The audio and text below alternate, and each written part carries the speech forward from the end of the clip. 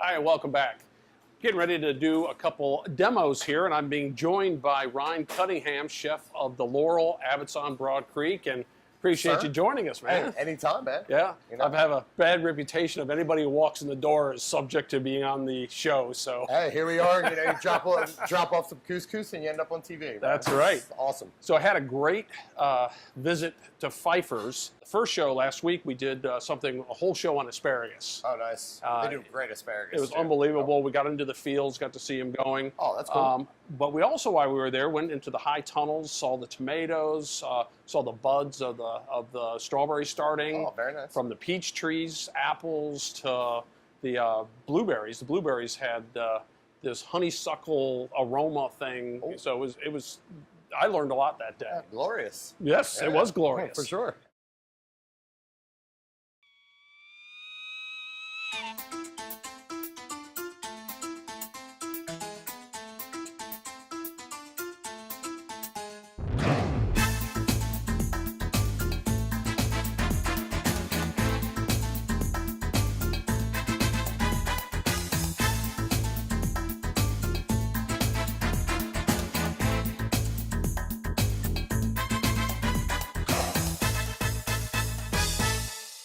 When Abbott's Grill throws a party, you know it has to be good. From small business lunches and cocktail parties to full-service wedding receptions and off-site catering, Abbott's Grill makes planning simple and stress-free. We take care of every detail so you can enjoy your event.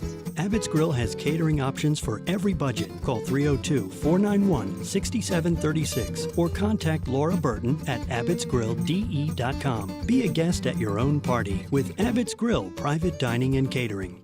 Enjoy fresh fruits and veggies direct from your local farmer this spring and summer. Fifer's Delmarva Box CSA program delivers a weekly box of homegrown produce straight from Fifer Orchards in Wyoming, Delaware. Become a member today and enjoy all of the great perks, including an exclusive member reception party. First, choose your pickup location from one of the many options across Delmarva. Then, choose between the small box, the large box, or a custom box. Become a member today at fiferorchards.com. Hi, welcome back. We're at Fifer's Orchards today, and Mike Fenimore is so kind to be with us again. First festival coming up is the Strawberry Festival in May. May 20th. Right, May 20th. So we're all excited about that. Yeah, well, before that time, too, we'll have pick your own berries. Okay. So strawberries look like this year a little early. So we're looking at the 1st of May, just again a couple weeks away. And so we'll have pick your own available even before the festival. A lot of folks think that it's just that one day for picking, but it's leading up to it. Oh, sure, yeah. That's just kind of the highlight of the season there that day.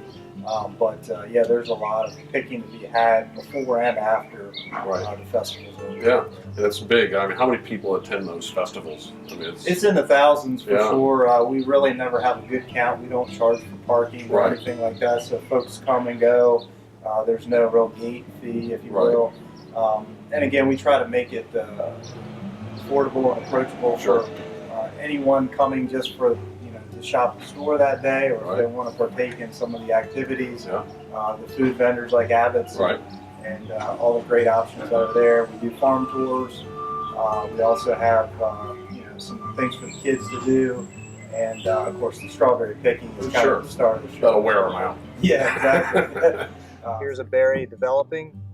It's basically dropped its petals, and the fuzzy part here will be the strawberry. And then you can see here some that are further along that maybe are only about 2 weeks away. Good deal. Let's go check out some blueberries. So here we are in a blueberry patch. We also have pick your own blueberries too, from June 15th thereabouts until 1st of August. We have 3 different varieties that kind of stagger their harvest. But a lot of people don't know what a blueberry looks like in bloom, but it's a beautiful plant. It is. And you can see that they almost look like little bonnets. Yeah. But if you look close enough, you can definitely make out that signature blueberry here on the calyx end. And the aroma is incredible. Oh, the smell out here, it's unmistakable. So these blueberries will mature over the next couple of months, and you can see the the difference in a blueberry bush versus a peach tree or an apple tree is pretty dramatic. Yeah. The process of growing them is different too. They require a specific type of pH, and we have to mulch them, and these are all trickle irrigated as well, so they get the moisture that they need. But blueberries are definitely a unique crop. They can actually be harvested for almost 50 years. I got to also ask you, who was the one who came up with the U-pick idea? It was brilliant. It's like they come in, they pay you for their labor. Yeah, I think the pick your own. We call it the pick your own experience because that's what it is. And it really is. I'm kidding, but it's sure. Yeah.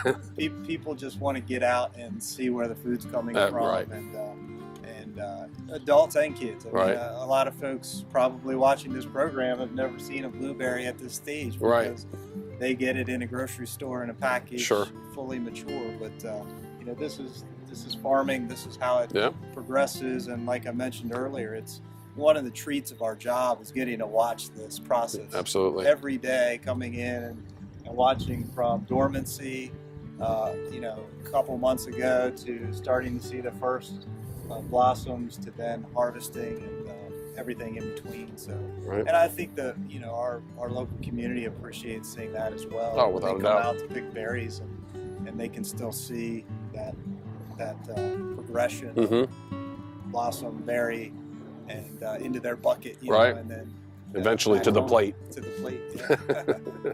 Excellent. Yeah. Here's one. Yeah, you can hear them going by. They're very effective. Yeah. Here's one right here. Are these pollinated with the normal bees? Well, they can be pollinated by honeybees, but here we're looking at a bumblebee in action. He just flew off. Right. Bumblebees, if you think about it, are even better pollinators than a honeybee because of their size and their furriness. Right. So they're just constantly collecting pollen all over their bodies. Right. They're very large and they bump into things, and they're really good at the pollination. They're just not social creatures like a honeybee. Okay. So honeybees have a queen and they go back to the hive.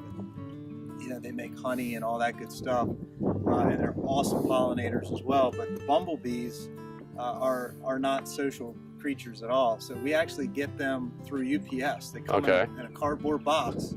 Do you have to add water to them or anything? Yeah, they just there. box of buzz, and the UPS driver's wondering what he's on. But they come in and we place them throughout the blueberry orchard here, and basically open the box and they go to work. Where do they go at night? Back to the box. They do have there's food in there. In their box, so that they kind of go back to that, but they don't have a cycle of life like a honeybee where they're constantly regenerating the hive. Gotcha. So eventually they'll run their course of life, and that's that. Well, I'm glad we got to see one there in action. Yeah, they're out. If only for a moment. That's right. White, and it's always white with apples. Blooms are always white. Peaches are always pink. But these will die off once they've pollinated by the honeybees. And they need to be cross-pollinated, which is apples need other varieties in the area so that the honeybees can cross-pollinate. There's only a couple varieties, I think Rome and some others, that can self-pollinate using the bees, but most of them need other varieties close by so that the varieties can be cross-pollinated. Do you, speaking of bees, do you bring in bees, or is it all just natural? So we have two beekeepers. One is S&S apiaries. The other is Delaware Bay Bees. Okay, Bay Bees. They're a new company. And so they have their bees on trailers. Right. Portable. They can be moved from orchard to orchard. Right. So we just had bees in here for the last 10 days. Okay. And they've been pollinating all these varieties. Huh. And as you can see, they're starting to go from bloom to fruit set. Right. And that's after the bees have already done their job. But we have other orchards down the road that are just now coming into full bloom. So they'll move the bees always at night. Yeah. Because if you move them during the day, all the bees are out. Right. The hives at night, they always come back. And wherever you move them, their GPS. Yeah, they go right back to start it. from that spot. So, if you move them at night, they don't know any different. They just look for the nearest flowers If you were to move them during the day, they would go back to where they started, and they would hang out there. Be a lot of confused bees. A lot of confused bees. So we're here in one of our peach orchards, and we talked about earlier the frost and the freeze and the concern that we had in the early spring, but everything turned out great. We have an excellent looking crop. It's starting to set up. Blossoms have already passed the full bloom, but you can see what's left of the blossoms right here. Actually, we'll take that off and we'll show you the peach that's underneath. Check it out. So that's a baby peach, and you can see on this branch we have 2, 4, 6, 8, 10, 11 blossoms just on that one branch. So it was a very good bloom time. Now we don't actually need all of these peaches. Okay. As you can imagine, if you have The weight? 11 peaches there, the weight would break the branch. So you prune them back? Well, what we do is we call it thinning. Thinning. So thinning is removing part of the crop. And a lot of people don't realize that 80 to 90% of the blossoms on the tree are not needed. Okay. So some of them will fall off naturally. They call it June drop, where the tree itself understands, hey, I got too much fruit, need to drop. Right. So some of these will die off naturally. Some of them we can remove using a string thinner, which is basically a bunch of plastic strings that revolve quickly. You drive down the row and it knocks off some of the blossoms before they even get to the stem. Right. So that's already been done, but once these start to get a little bit bigger, we actually come in by hand to physically remove. So on that branch there, we would probably remove maybe 8 out of those 9 or 10, so 80 or 90%. Do they have a flavor at this stage at all, or are they just pretty woody? No, You don't sit around eating? No, nothing to eat here at this point. But you can really see the different stages of how those baby fruit are progressing. Right.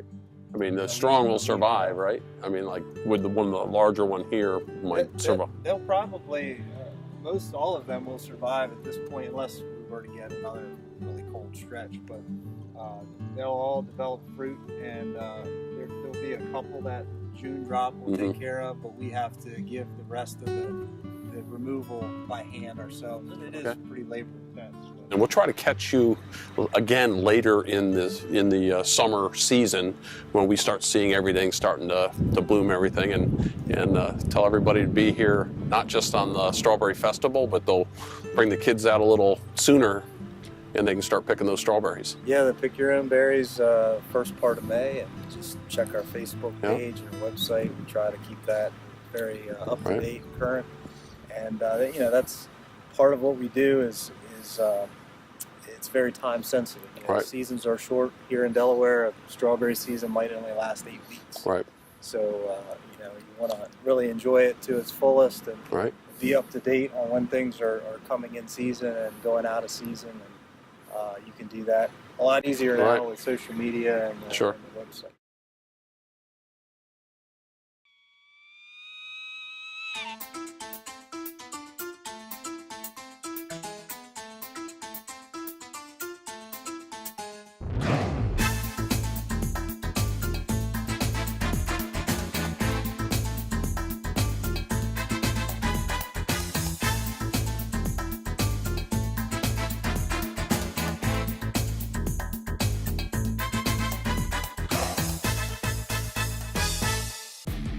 Hi, welcome to Miss Million Fitness. Everything from step mills to treadmills, arc trainers, ellipticals, upright bikes, recumbent bikes, and even a couple of rowers. At Miss Million Fitness, we have over 23 classes on the schedule every week, from body pump to kickboxing to boot camps, spin classes. We do small group training. We have personal training. We even offer judo jiu-jitsu program. We have a little bit of everything for everybody. Get homegrown produce packed at the peak of freshness with Fifer's Delmarva Box CSA program. Become a member today at fiferorchards.com. Pick from 9 or 18 weeks of fresh fruits and vegetables. Select from local meats, eggs, and cheeses, and your bountiful box of Delmarva Fresh produce will be packed and ready for pickup at a location near you. Fifer's Delmarva Box CSA program is the fresh, fun way to feed your family. Become a member today at fiferorchards.com. Hey, Eric here. Don't miss a thing at Mississippian River Brewing, the world's premier craft brewery located in Milford, Delaware. Stop on by for a sample, or a six-pack, or a growler, or if you just want to stop by and have a pint. Check us out at MississippianRiverBrewing.com. The farm-to-table cuisine, an award-winning duo of local ingredient brewing, joins forces to create a culinary experience made from the best that Delaware has to offer. Brickworks Brewing and Eats in Smyrna, Delaware, a made-from-scratch fusion of Delaware's best, like glazed baby back ribs and apple jalapeno slaw, paired with drop trowel, Brickworks exclusive unfiltered IPA. Brickworks Brewing and Eats in Smyrna, Delaware, made from scratch from plate to glass. This is the season for farmers markets. So what I want to do here, I want to show you one of the apple bacon sauerkrauts that we do. Oh man, we do kosher dogs poached in beer. So I'm going to start off with a little bit of onion. But before I do that, I'm going to grab some bacon. This is regular. That's a lot of bacon. That is a lot of bacon. Hey, bacon makes it better. Bacon makes it better.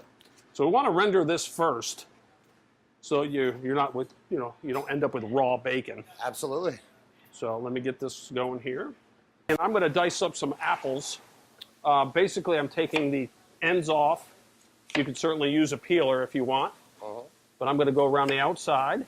So we'll get that small dice. The idea is I'm going to render the bacon here. So this will take probably 5 or 6 minutes. Then I'm going to add in my onions and my apples, saute them down, add a little bit of caraway seed, toast that a little bit. Then I'm going to add my sauerkraut. Basically, when it comes to a boil, it'll be done. Another thing I'm going to do while it takes a few minutes to get going is I'm going to make a blueberry gastrique. We're going to do a wild mushroom baklava that we just put on the menu. Yeah. So I'm going to add about 2 or 3 quarts of blueberries. A gastrique, can you tell them what a gastrique is? Gastrique is just a vinegar sugar reduction. Equal parts, kind of like you're making a simple syrup, but you just swap out your vinegar for your water. Right. That's pretty much how I do it. And then you can use, whatever fruits or anything like that. Fruit works really well with it. Yeah. I use balsamic vinegar, and I also use a little bit of red wine. Yep, absolutely. So I'm going to add that in. There's my balsamic right here. And we're going to go ahead and pick a little bit of thyme, and I'll get that going. So while these are starting to heat up here, why don't we get you to showcase a nice strawberry soup? Oh, strawberry soup. Let's see here. We have some champagne. It's not a party till the champagne comes out, so definitely going to give it some nice bubbles and mouthfeel. We have some Fifer strawberries that he was talking about earlier, some fresh ginger, a little jalapeno to spice it up a little bit. We have some lemons here. We use the zest for lemons a lot. So a lot of times we'll have these, zestless lemons laying around. So it's always good to use the juice. So you're using the whole lemon. Some kosher salt, and then some basil that is grown for us by Rob Dick, who has Totem Farms. He does a wonderful job. We use a lot of his product all summer long as well. So we're going to start with these strawberries. We're going to go right in there with them. The thing about this soup, too, though, you want to have a little bit of liquid at the bottom to get the strawberries going. It's a party. You're going to add your champagne in your blender. Just a little bit there to get it going.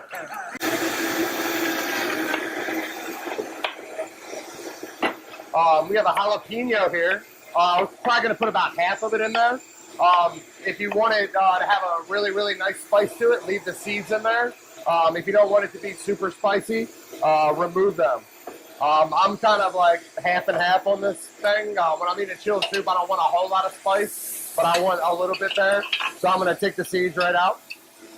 We're going to fire that jalapeno right in there. I have some fresh ginger here. Just going to cut a couple little slices. You don't want to put a whole lot of ginger in there because it'll overpower what you're doing. Now for the lemon. Lemons have seeds, obviously, so I like to do this little trick and squeeze it over my hand. And then just kind of let the juice kind of go right through the fingers there. Kosher salt, always important.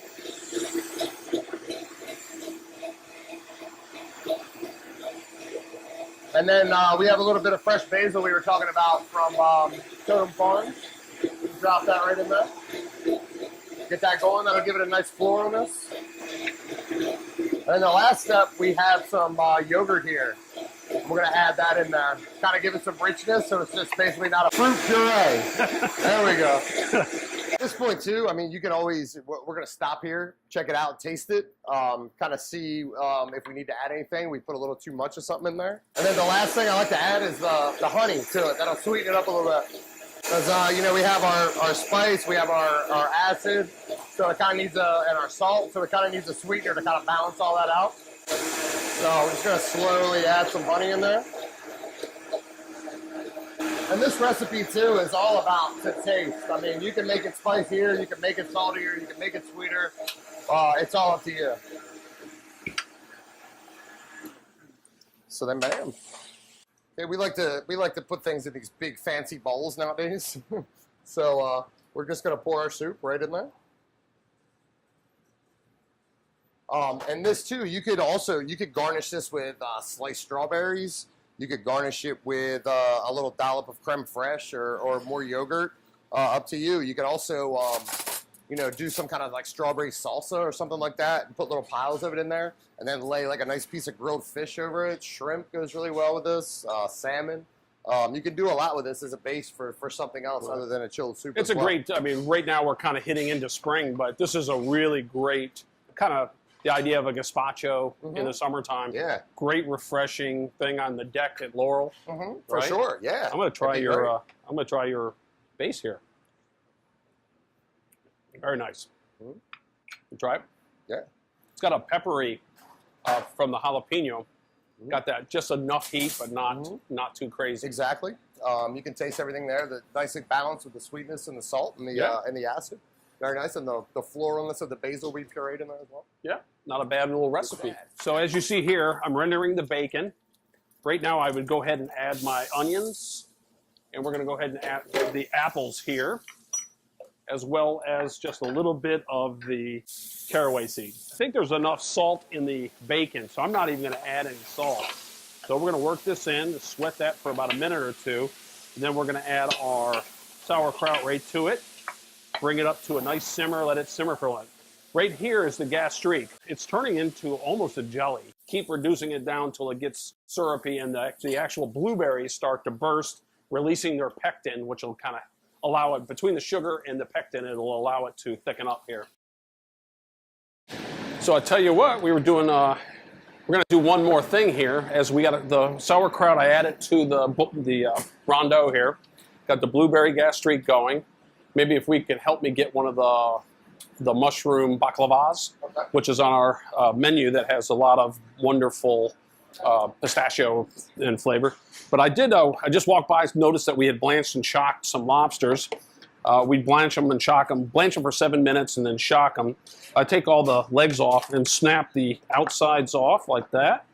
Then what I'm gonna do is I'm gonna take the body and the head apart there and give me the tail. And I am gonna go right down the tail. We're going to go ahead and extract the meat here.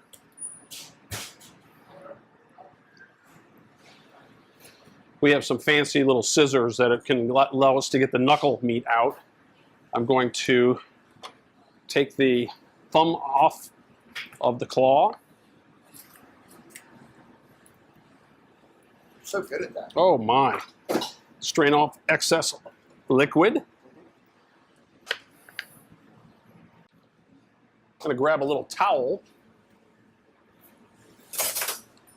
and the idea is I'm going to grab this little heavier knife, and with the back side of the knife, not the blade side. I'm going to go ahead and kind of do a quick little hit on either side just to kind of release it. And hopefully I'll be able to snap it like that and pull the meat out. That was not my best showing.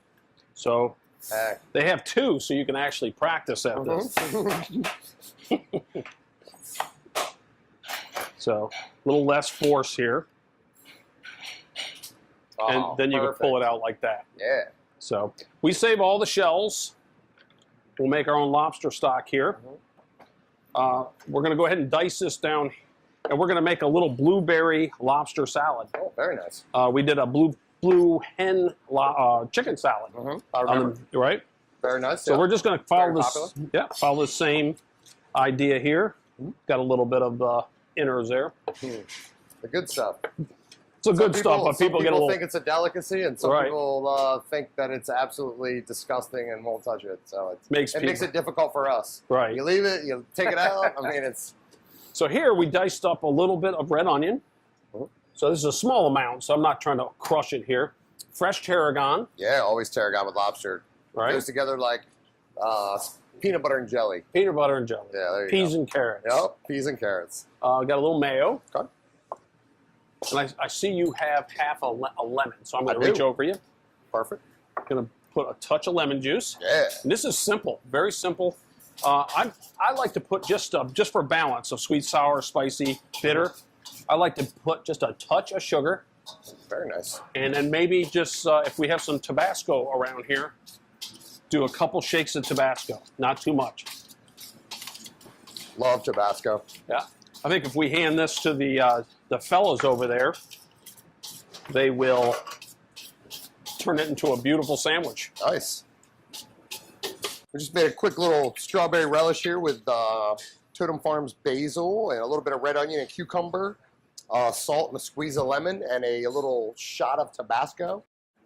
Make it pretty before you eat it. So we kind of just do like a nice little line down the center. The lobster salad, you could either put the blueberries in and mix it, or if you want to keep them clean, like we just did, just kind of garnish it with it. Absolutely. The sweetness comes through big time. If you're just eating it, it doesn't matter. If you're showing it, it's always nice to keep the blueberries out because it gives it that nice pop color. So that's our lobster salad, which is always a winner. Yep. Over here is the wild mushroom baklava with pistachios, the blueberry gastrique, little goat cheese, baked in phyllo dough, honey. Over here is the sauerkraut that we did with the caraway, apple, and bacon. These are all beef hot dogs. They were poached in Mississippian beer. Oh, yeah, always. So you know they're delicious. And then last but not least is the soup of the day. It's the strawberry soup. Has ginger, jalapeno, and champagne. Yeah, champagne. So, yeah, good balance of sweet and a little bit of savoriness to it. Very nice. So, once again, thank you very much. Thank you. Yeah, always a pleasure to cook together. Chef Kevin Reading of Abbott's Grill, and welcome to Flavor, a show based on interesting people and places of the Chesapeake region. Stay tuned, and hopefully we'll learn something together.